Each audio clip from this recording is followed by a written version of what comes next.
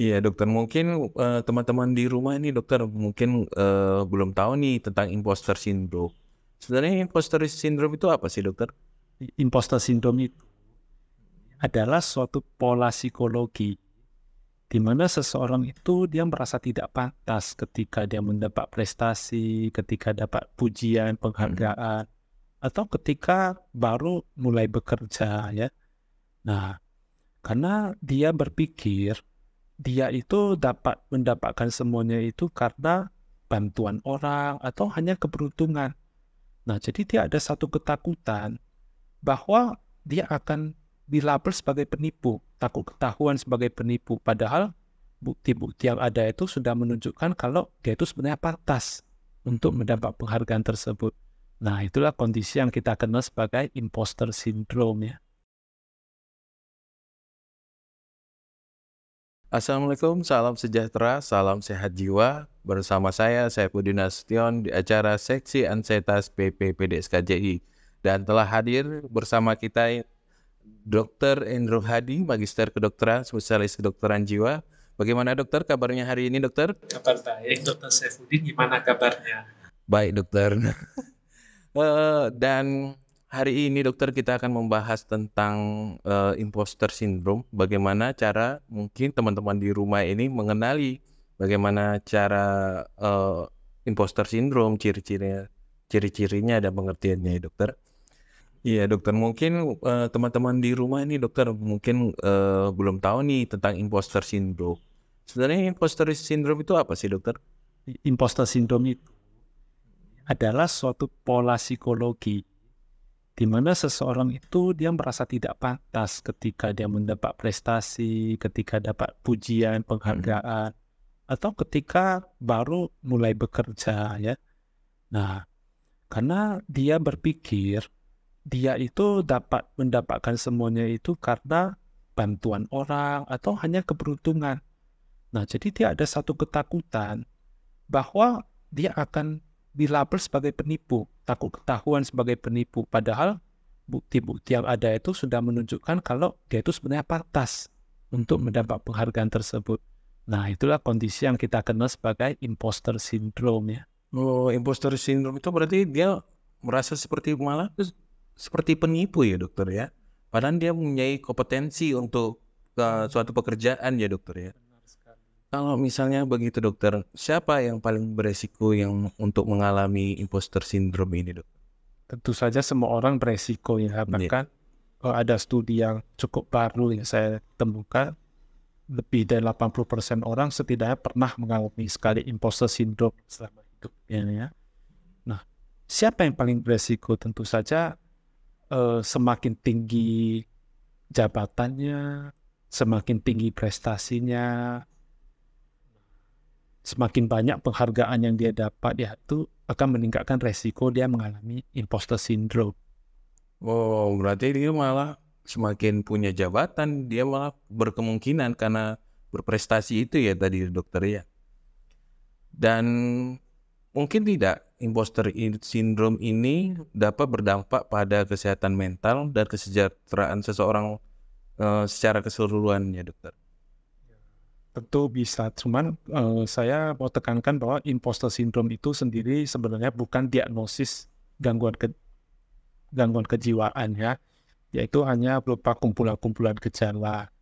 Nah, jadi biasanya kebanyakan sih tidak akan mengarah sampai ke masalah kejiwaan kecuali imposter syndrome yaitu terlalu berlebihan.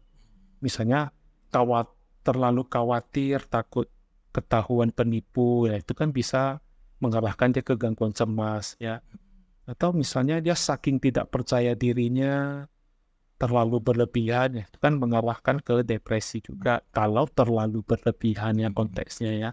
Nah, itulah resiko-resiko yang muncul, yang mungkin bisa muncul ketika itu sudah menjadi berlebihan.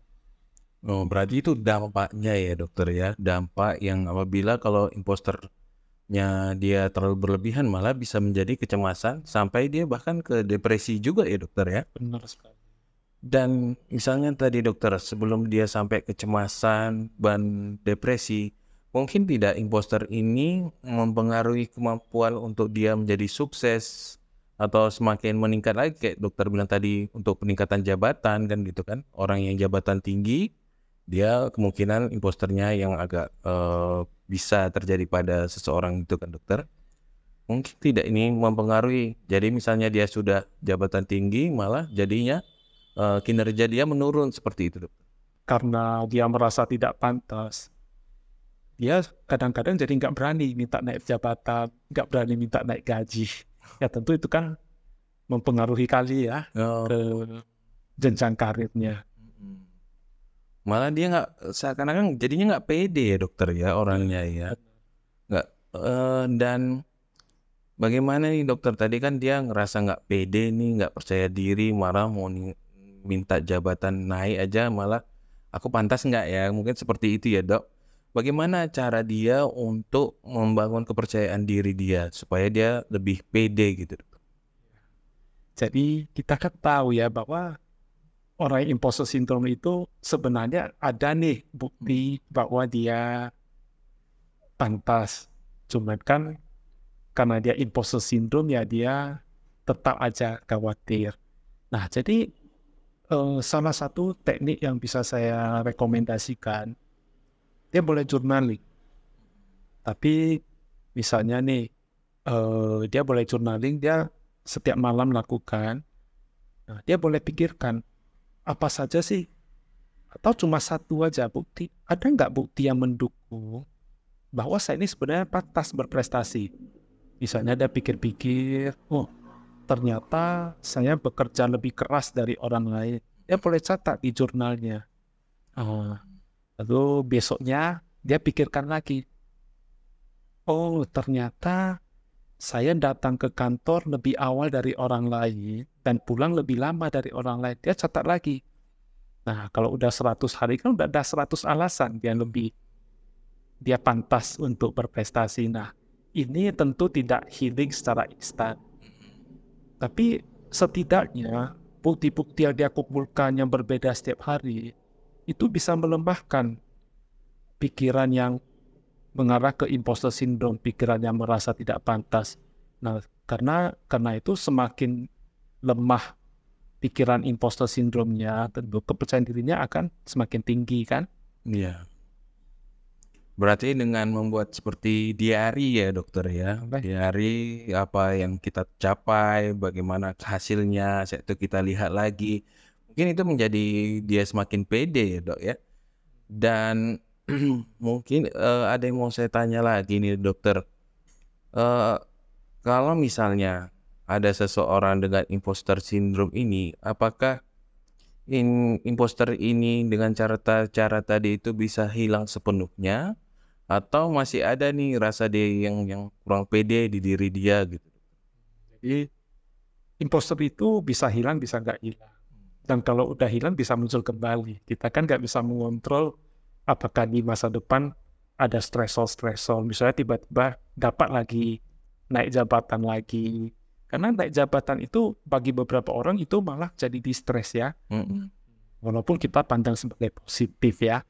Nah, jadi artinya itu akan selalu datang dan pergi. Tapi kadang kita bisa mengelolanya ya. Kalau saya bisa berikan satu tips lah, tapi tips ini ada 2 langkah ya. Yang pertama kita harus acceptance. Artinya acceptance di sini artinya kita hanya notice pikiran imposter syndrome-nya.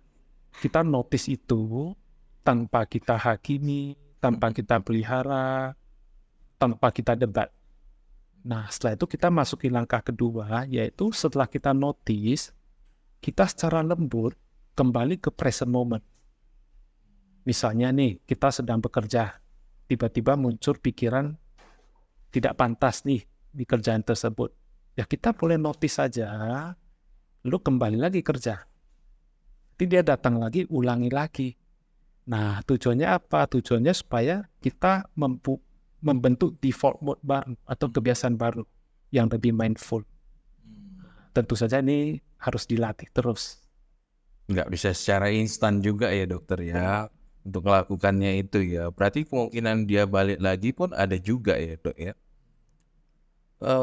Kalau begitu dokter, misalnya ada mungkin nggak, kalau imposter syndrome ini kan berarti dia menyadari nggak sih dok bahwa dia itu sebenarnya, oh ini salah nih sama diriku, atau dia karena kurang pedenya itu malah menganggap ini hal yang biasa gitu.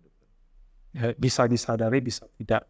Tapi kalau seandainya dia berani mengaku ke orang lain bahwa dia ini memang imposter syndrome, bisa saja orang lain mengaku juga, saya juga kayak gitu. Nah, sehingga dia tidak merasa sendirian. Dan memang kan prevalensinya di atas 80%. Iya banyak sekali. Kadang-kadang kita kira kita sendiri yang seperti itu. Ketika kita sadar, ternyata kita nggak sendirian. Itu malah bisa membawa kita semakin lega. Artinya ini kan proses yang natural dalam kehidupan. Dan itu kan sebenarnya bukan diagnosis gangguan jiwa kan? Iya. Dia kan cuma kumpulan aja ya dokter ya. Kumpulan Gejala ya. Dan kalau begitu kan dok, kadang-kadang kan mungkin ada imposter ini sampai tadi yang dokter bilang dia kecemasan, bisa dia depresi. Bagaimana nih orang yang sekitarnya untuk membuat dia itu supaya terhindar dari kecemasan atau depresi? Kan tadi dokter bilang kalau misalnya sebenarnya orang lain pun ada kemungkinan dia ada imposter syndrome kan dok. Jadi bagaimana cara dia atau langkah-langkah orang lain untuk dia itu supaya lebih pede lagi dokter?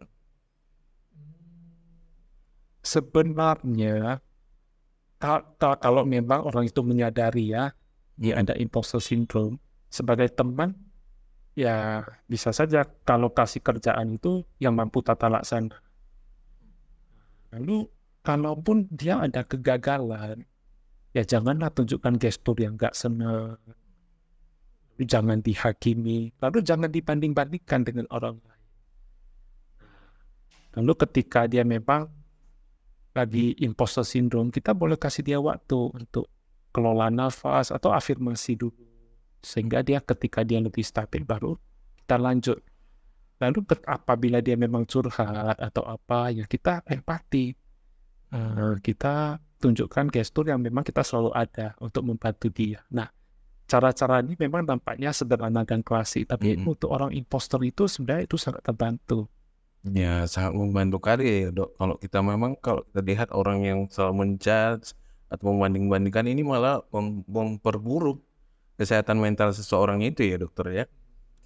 Dan mungkin ini yang terakhir dokter, ada nggak motivasi untuk teman-teman di rumah agar lebih percaya diri sehingga terhindar dari imposter syndrome ini dokter? Ya artinya jadilah diri apa adanya, nggak usah sempurna, karena kan orang imposter ini ada juga yang perfeksionis supaya tidak dinilai buruk ya. Jadi itu saja sih.